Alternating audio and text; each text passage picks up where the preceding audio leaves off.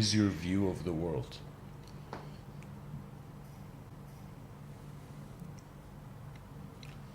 Yeah, I feel like the world is simple but complex at the same time. There's many worlds. There's the inner world, there's the outer world, there's multiple worlds, and it's just about your attention, your consciousness, your breathing, and there's so much stuff that they put in the world that is like garbage and junk and just physically, mentally, spiritually, there's just a lot of Yeah. and I have compassion for other people because I realize that there's so much noise, and not enough harmony. And that noise is it's like white noise. It's zzz, like it's a static and distortion. Correct. Interference, right? Interference. And if people are just able to collectively, if we could just get to that agreement that there's something fundamentally creating this, and we come into harmony and just try as a collective to bridge that gap, that we can all get to oneness. And I feel like in my life I just focus on holistic things, doing things collectively, stuff like this, meeting random people and making something out of it, and just really captivating the days. And so can I ask you a really interesting question that just came to me? So from a view of oneness, how do you then what does the world mean to you? Because if it's oneness, there is no meaning. Everything's being meaning like all the time, right? So oneness I could understand as like the ancient truth seekers. You would go to your true nature, and you'd find your true nature, and then your true nature becomes the momentum behind the ego, not desire, not fear. Do you know? Yeah, for sure. So from that level of oneness that you experience, how do you see the future on the surface of the planet? Like, if you comment on that, I'd be fascinated. So the future of that. The future of this, from this oneness. It would be an amazing thing to see, and I feel that not every. I think the harsh truth about you speak about worlds is some people won't be able to get to oneness due to the fact that it's very hard to make that shift energetically, to know that okay, we're all one. This is not the paradigm we was told, right? We wasn't told oneness. Oneness is something that we discovered. I discovered. Oneness was something that I had to experience and dissolve aspects of my ego. I had to dissolve aspects of my ego, but then it's leapfrogged me to my future whilst being in the present but still being in the future, because I know that the energy that I'm emitting is something that I'm reaching and grabbing, but I'm also becoming it. So was this a series of synchronicities that happened that guided you to this, or was this suddenly you read something and it opened your eyes? What was this? A combination of the both of reading and... So what is your final conclusion on the soul? That there is no individual soul, everything's one soul?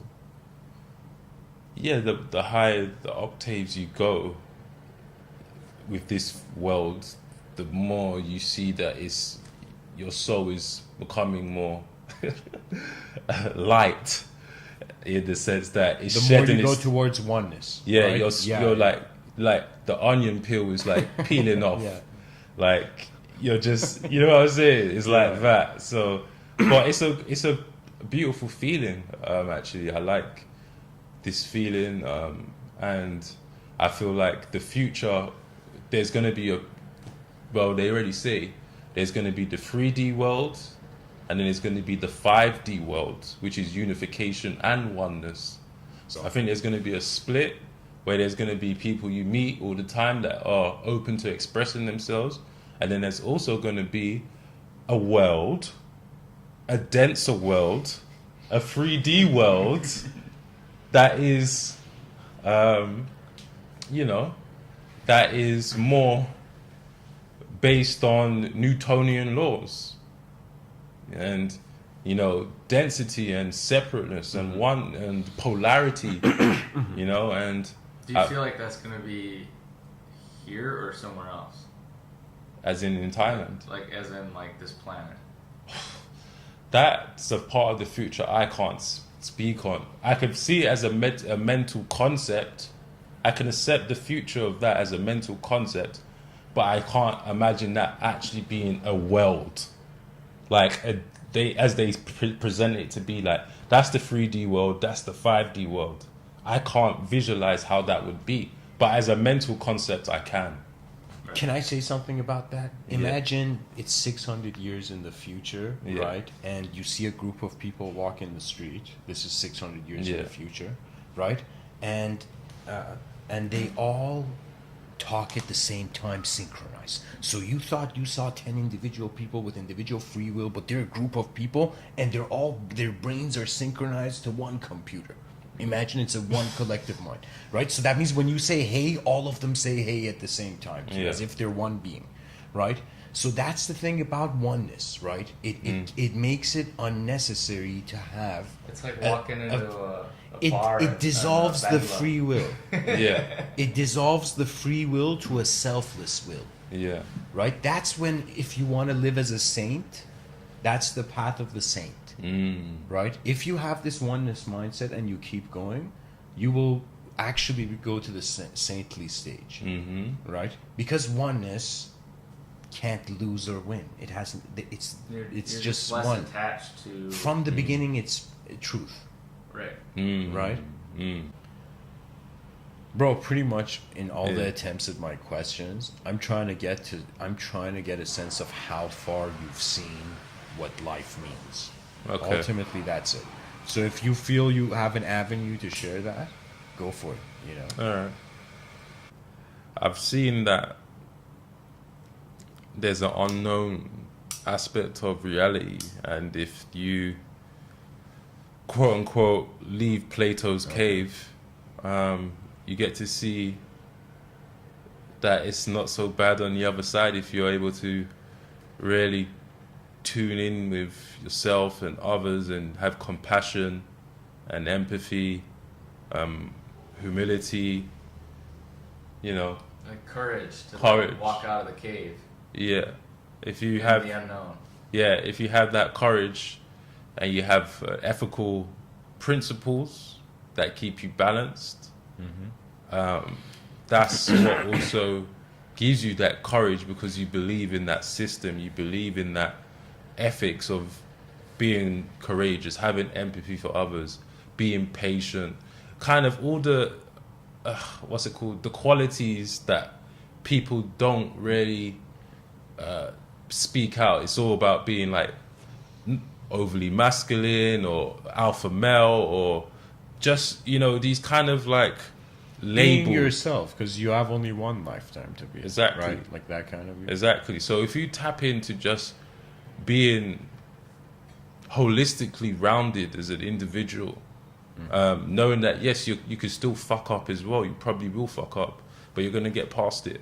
Just even accepting that you're not perfect really gives you that groundedness that allows you to, tread lightly. And I feel like when you do this, you get to see how connected you are. That's what I'm seeing with my life. Is the more I go into this unknownness, the more I see I'm connected, which is like a paradox within itself.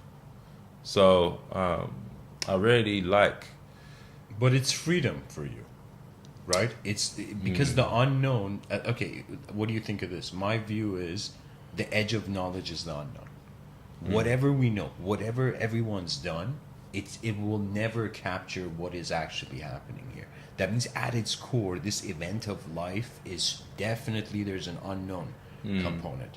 But my view is, like, we're here for a little while. If you were honestly thinking, like what does your species deserve, right? What would be your view on that? For me, it's to protect the human idea at an age where it's going into cyberspace, right? Which means it's like when your mind accepts technology, then you've become it already. But everything you say is spot on. So I kind of looked more deeper into technology and saw that it was reverse engineering the same kind of elements that we're made of as well. So then it's kind of like, well, technology is also a part of us. Okay. Wow. Yeah. So you see technology like the body is a technology too. The mind Yeah. is a technology. Sound is a technology. yeah, so Yeah. a camera's picking Light. a camera's picking me up, but it's using what? An eye. I have an eye. We're using microphones. Two, actually. I have a left ear, you have a right ear. That's two components. Then we have a recorder. This is like the brain. That's picking up all the signals. It doesn't necessarily know what it's about. It's just picking up the data, you know? And then you have the hard drive. Our memory is a hard drive. So I see technology as a reverse engineering off of human bodily systems. Spot on. Yeah. You're seeing the exact patterns in technology. Yeah. I totally agree. Or in other parts of the universe. Yeah. So it's all organized. So I kind of look at technology different too. Because I used to think technology is the devil and all these kind of things. And it's kind of hard because technology pays my bills.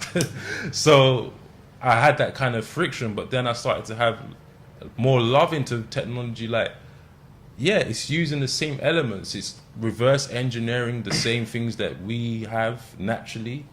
It's an expression of us. Exactly. Like, that's where the ideas come from and how someone You know what builds I something. see it? Yeah. I see it as a sort of time machine, right? Where you're capturing a moment. Yeah. That's how I see it, Yeah. right? So I still treat it, even though we're recording this, it's like tomorrow it's going to be my past self's podcast. Yeah. Do you know what I'm saying? It's gonna feel awesome too. Yeah. I mean, it's been a crazy conversation so far, Yeah. right? But you got to understand, like, when I'm asking these questions, I'm someone who's, as a futurist, I've thought about, okay, how many different ways can the future move, right? One view, I see a technological way, but I also see a natural way too. Yeah. Now, how would you see the natural approach of the future? Like, you know what I'm saying? Like, Yeah. how would, from oneness, we reach that greater advanced civilization? Right? Like, how do you see that as a film happening in your mind? From oneness starting. From oneness, I see it being one that's gonna have friction. To get to the future that we're projecting right now, I feel like time is speeding up. I feel like the sun is emitting different frequencies. I'm feeling a shift on planet Earth, and I feel like Planetary level. Do you have a higher identification? Do you think of yourself as a universal being, or is it planetary? universal Okay. for sure. But just on this dense reality that we're here on now, I'm already seeing those changes. So imagine what it is like in the universe, because one of the core laws that I live by and is a universal law is as above, so below. Yeah. So if there's a lot of energetic things going on here on planet Earth, which I could see with my small vision, my two eyes and my pineal gland, imagine what's going on up there in the universe. So it's like, and down there, space, so it keeps you curious. And I think I do like to shatter paradigms, and the future really does do that when you look into the future. And actually had a question for you. Do you think there's a world right now that's 3,600 years behind us? Way more than 3,600 Yeah. years behind us. Billions fathoming, going back to Big Bang. Behind Wow. us. Look at right? Yeah. But Yeah. if you want to know what I meant when I said 3,600 years, is I took the approach as a strategist, to myself at least. And I came up with the strategy that in 3,600 years, it's like a strategy to indefinitely, till the end of time, bypass extinction on Earth. Physical, biological extinction. Pretty much, I'm suggesting a strategy to recover Earth, right? And in my work, I call it Civilization 2.0. That's where my attention is all the time. Every Earth time I have to spare what state? time, just I wonder about, okay, the future will arrive soon, right? That means eventually, after this lifetime, it's like see, the issue is, they make the future seem so bleak and like you don't want to go towards it, but you don't understand there's going to be some next level beings born here. Do you know? It's literally this ridiculous field where we are earlier in the room. I feel like Do you know? They're like unborn children being like, yo, these guys exist. Oh, then thank God for reincarnation then. Bro, reincarnation is honestly like, as long as you identify with the mind. Yeah. If there's something deeper, then there is no belief, because you're a present knower.